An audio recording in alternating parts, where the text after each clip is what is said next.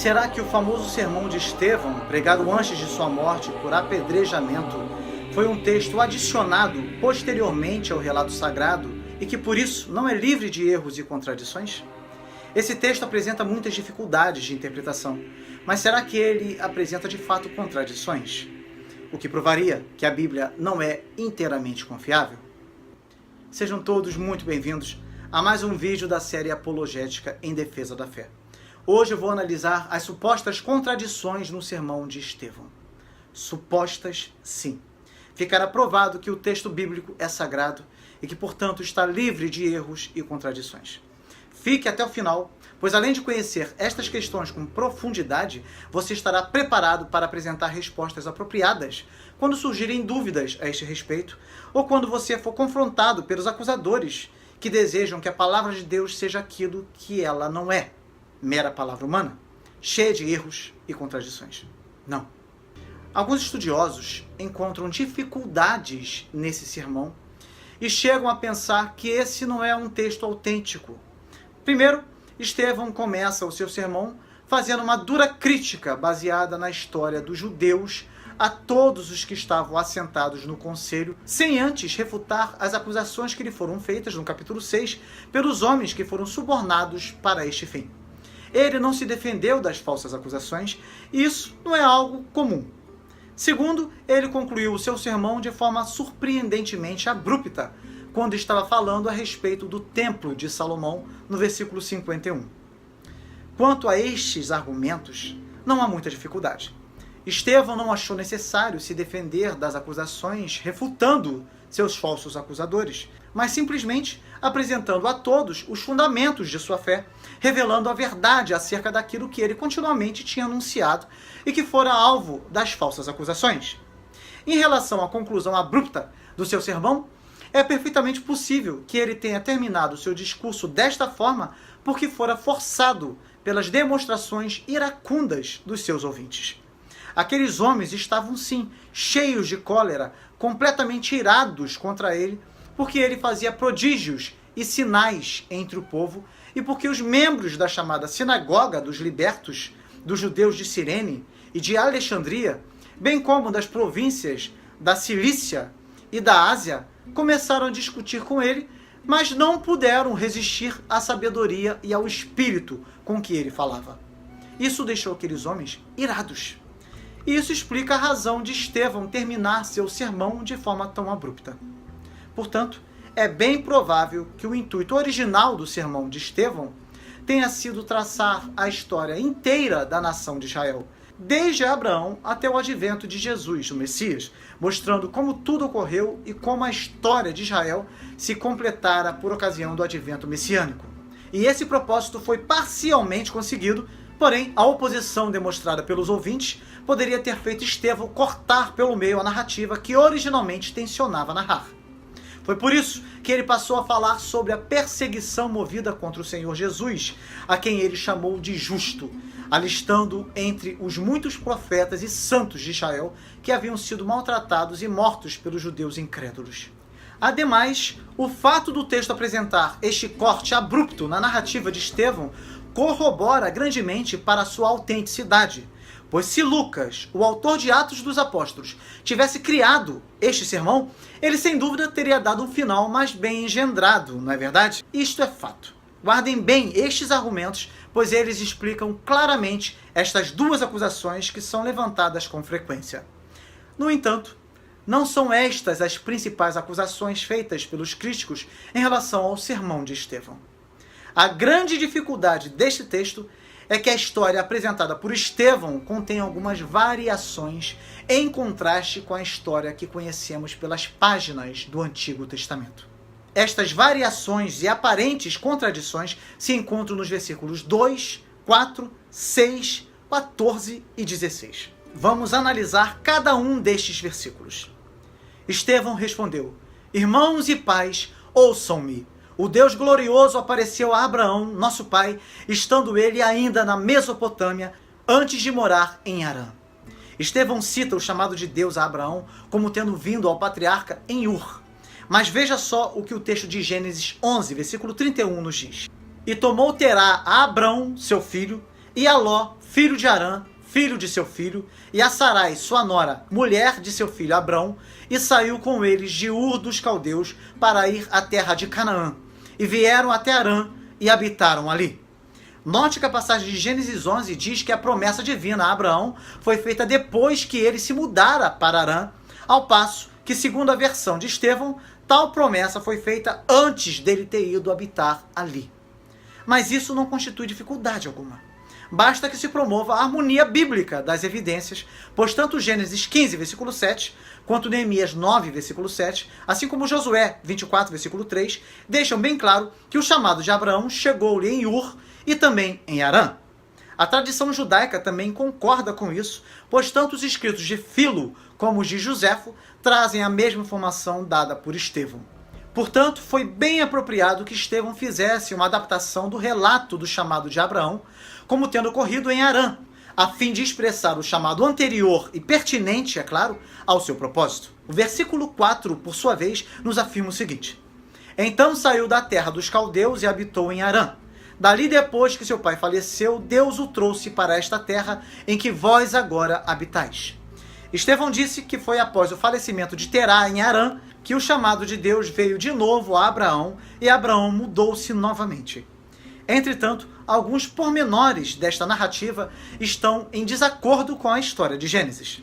Estevão se refere a Abraão como tendo partido somente depois da morte de seu pai Terá, enquanto as evidências de Gênesis são que Terá viveu durante 60 anos após a partida de Abraão, pois segundo Gênesis 11, 32, Terá viveu 205 anos, e em Gênesis 11, 26, nos é dito que Terá viveu 70 anos, e gerou a Abraão, a Naor e a Harã.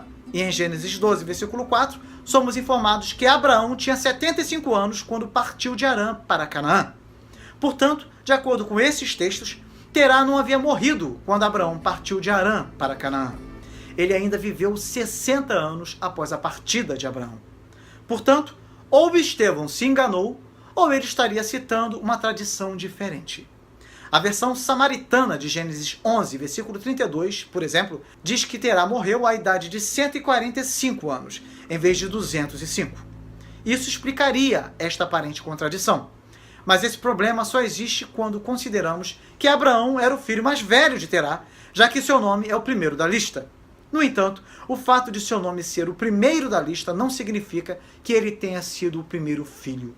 De acordo com a maioria dos estudiosos, Harã era certamente o filho mais velho de Terá e parece ter nascido quando Terá estava com 70 anos de idade.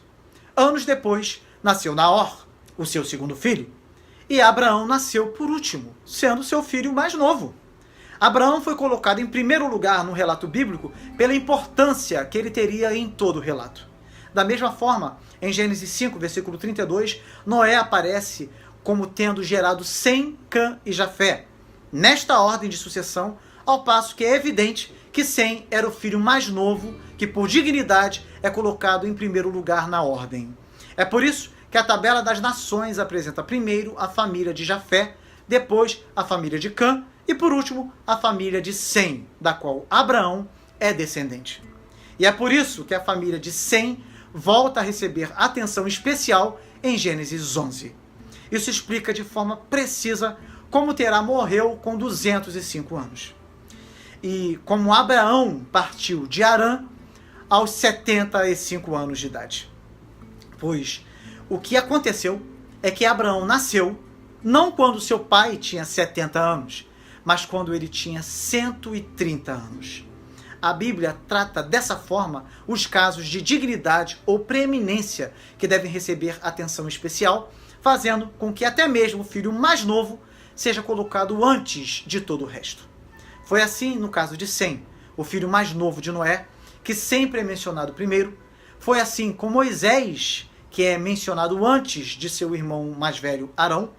Foi assim com Abraão, que é mencionado antes de seus dois irmãos mais velhos. Vamos analisar agora a aparente contradição trazida no versículo 6. O texto sagrado nos diz o seguinte: E falou Deus assim, que a sua descendência seria peregrina em terra alheia, e a sujeitariam à escravidão, e a maltratariam por 400 anos. O relato de Estevão está de acordo com Gênesis 15, versículo 13. Não há contradição em relação a esse texto. No entanto, em Êxodo 12, versículo 40, o número que aparece é 430 anos para esse período. Esta diferença se explica pelo arredondamento de número, não se tratando de cálculo preciso, conforme é trazido por Gálatas 3, versículo 17, que aí sim faz um cálculo exato, apresentando o mesmo número trazido pelo texto de Êxodo 12, versículo 40. A intenção de Estevão era tornar explícito o que está apenas implícito na passagem de Gênesis, a saber, que a posteridade de Abraão regressaria a Canaã após a libertação do cativeiro, para que ali adorasse a Deus. Desta forma, é importante notar que, embora o intervalo entre o pacto estabelecido com Abraão e o aparecimento libertador de Moisés é de 430 anos, dentro desse tempo todo, apenas 215 anos foram realmente passados pelos seus descendentes como escravos no Egito. Por conseguinte, estritamente falando, a nação de Israel não foi maltratada e escravizada por 400 anos, conforme Estevão declara aqui, mas tão somente uma proporção pequena desse tempo. Porém, em seu sermão, Estevão não se incomodou em dividir os anos, dando os anos definidos em que os israelitas estiveram escravizados no Egito. O fato é que foram estrangeiros em uma terra estranha durante todo o tempo, se incluirmos Canaã como uma terra estrangeira. Contudo, não foram escravizados enquanto não subiu ao trono do Egito um faraó que não conhecia a José. Naturalmente, uma parte desse período de tempo foi passada na terra de Canaã antes de Jacó e seu clã se terem mudado para o Egito. E esse foi outro período de tempo que Estevão não tomou em consideração em seu sermão. Agora vamos proceder à análise do versículo 14. Depois disso, José mandou buscar seu pai Jacó e toda a sua família, que eram 75 almas. A Septuaginta, a tradução do Antigo Testamento hebraico para o grego, também diz que Jacó e toda a sua família eram 75 almas.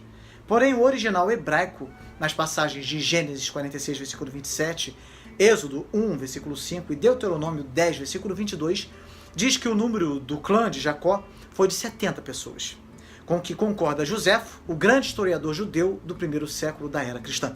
Estevão, pois, sendo judeu helenista, homem que normalmente se expressava no idioma grego, meramente seguiu aqui a versão da Septuaginta.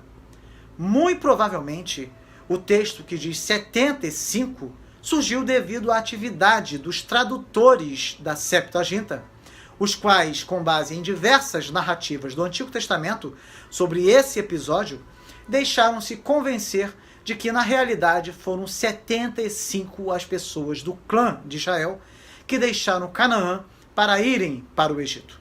Alguns estudiosos dizem que a razão desta diferença é que, embora o original hebraico apresente 70 pessoas, a Septuaginta acrescentou 5 pessoas porque inseriu o filho e o neto de Manassés e 2 filhos e um neto de Efraim, 5 pessoas, no número daqueles que realmente saíram da terra de Canaã, tendo possivelmente o texto de Números 26, versículo 26 a 37, como base, pois nesse texto são mencionados esses membros extras do clã de Jacó.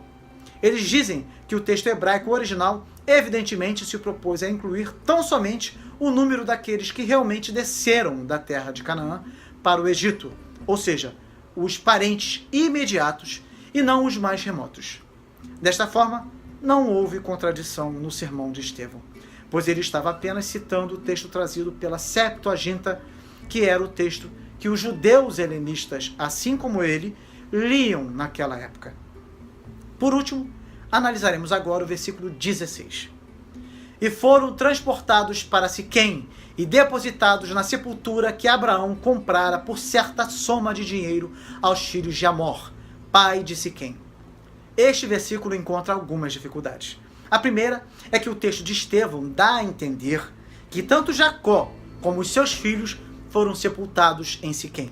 No entanto, em Gênesis 50, versículo 13, temos a informação de que Jacó foi sepultado em Hebrom, na caverna de Macpela, e não há qualquer registro no Antigo Testamento que informe onde foram sepultados os filhos de Jacó. Portanto, além de informar o lugar errado para o sepultamento de Jacó, Estevão teria trazido uma informação acerca dos filhos de Jacó baseada em alguma tradição e não no Antigo Testamento. De fato, existe uma tradição samaritana que ainda persiste até os nossos dias, no sentido de que em Siquém estava o verdadeiro cemitério dos patriarcas. E segundo o arqueólogo W.F. Albright, Siquém seria Sicar, uma cidade samaritana, perto de onde o Senhor Jesus falou com a mulher samaritana, à beira do poço de Jacó. Portanto, é bem provável que Estevão estivesse citando esta tradição, mas não possuímos meios para julgar a validade dessas tradições antigas. Até porque essa tradição samaritana, referente a Siquém, como lugar do sepultamento dos filhos de Jacó, pode ter sido originada por seus preconceitos religiosos e motivada pelo orgulho racial, ansiosos que estariam os samaritanos por identificar o lugar de sepultamento dos patriarcas com o seu próprio território pátrio. E embora haja uma referência nos escritos de Jerônimo, do século IV depois de Cristo, de que os túmulos dos 12 patriarcas ficariam em Siquém, concordando assim com a tradição samaritana e com o sermão de Estevão, esta referência é um tanto tardia, não podendo revestir-se de autoridade independente nesse caso, porquanto repousa meramente sobre uma tradição que existia há bastante tempo. Também existem observações rabínicas que confirmam a tradição relativa a Siquém. Porém, isso poderia ser simplesmente outro caso em que se seguiu uma tradição já estabelecida, o que, por isso mesmo, não conta com qualquer alicerce histórico firme. Muitos podem até argumentar que seria natural que os filhos de Jacó tivessem sido sepultados juntamente com ele em Hebrom. E outros poderiam objetar, dizendo que seria natural que os filhos de Jacó tivessem sido sepultados juntamente com José em Siquém. Porém, eis que em Hebrom é que haviam sido sepultados Abraão, Sara, Isaque, Rebeca, Jacó e Lia. Isso poderia pesar em favor de Hebrom ser o lugar de sepultamento dos filhos de Jacó, sendo exatamente o que Joséfo, o grande historiador judeu antigo, disse com respeito a esta questão. Desta forma, fica difícil afirmar qual o local exato em que os filhos de Jacó foram sepultados, já que há tradições diferentes a este respeito. Portanto, o sermão de Estevão não apresentou nenhuma contradição em relação ao local dos túmulos dos filhos de Jacó, visto que Estevão seguiu uma tradição existente, e como não há informação no Antigo Testamento sobre isso, não podemos afirmar que há contradições nesse ponto. No entanto, em relação a Jacó, Estevão deu a entender que ele também havia sido sepultado em Siquém, quando, na verdade, a Bíblia afirma, em Gênesis 50, versículo 13, que ele foi sepultado em Hebrom. E agora? Qual a explicação para a afirmação de Estevão? Alguns têm procurado vencer essa dificuldade, sugerindo o seguinte: quando o texto do versículo 16 afirma e foram transportados para Siquém e depositados na sepultura que Abraão comprara por certa soma de dinheiro aos filhos de Amor, pai de Siquém, o texto estaria se referindo apenas aos filhos de Jacó, que seriam os sujeitos dos verbos apresentados neste versículo. E também é possível que o pronome ele, usado no versículo 15, se refira a José e não a Jacó. E isto é explicado facilmente porque a declaração de Estevão não tem uma gramática bem elaborada. Assim, Estevão não estaria afirmando que Jacó foi sepultado em Siquém, não havendo, desta forma, contradição alguma em relação ao texto de Gênesis 50, versículo 13, que afirma que ele foi sepultado na caverna de Macpela. Outro problema se apresenta pela descrição que Estevão faz do lugar da sepultura. Abraão, como já vimos, comprara um terreno para sepultar seus mortos, que era a caverna de Macpela, em Hebrom, adquirida de Efrom, o hitita. A tribo de Amor vendera terras em Siquém, mas foi para Jacó e não para Abraão, como afirmou Estevão. Como então podemos entender a declaração feita por Estevão, já que não temos qualquer registro de que Abraão adquiriu um campo para fazer sepultamentos e nem qualquer outra propriedade em Siquém. Alguns eruditos afirmam que o que aconteceu foi o erro de um dos primeiros copistas, pois, como o versículo 15 estava falando de Jacó, Lucas, nesse versículo 16, provavelmente usou apenas o pronome ele. No caso, ele comprou. Assim, os primeiros copistas tentaram deixar o texto mais claro, acrescentando o nome no lugar do pronome ele. Mas ao invés de usarem Jacó, usaram Abraão.